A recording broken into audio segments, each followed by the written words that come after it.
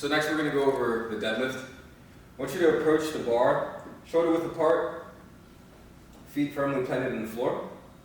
Elbows are going to be completely straight. Think about that same idea for the glide, right? So we're going grip, lats, abs, glutes on the way up.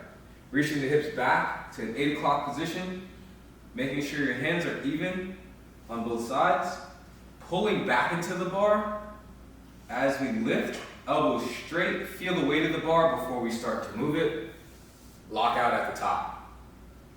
As we come back down, make sure you're keeping your core tight and you're pulling that bar back into your legs the entire way through.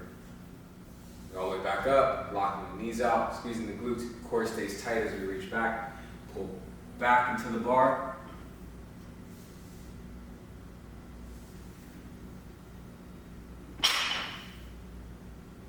There you have it, traditional deadlift.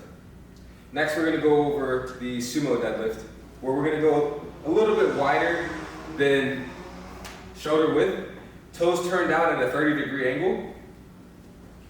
Here we're going to bring the hands inside of the legs. So same idea, elbows stay straight, grip, lats, abs, glutes, reach the hips back, 8 o'clock, grabbing onto the bar, pulling back into the shins,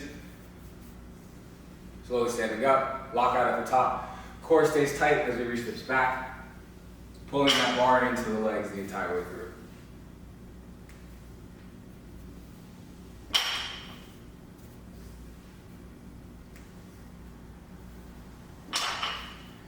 And that is the sumo deadlift.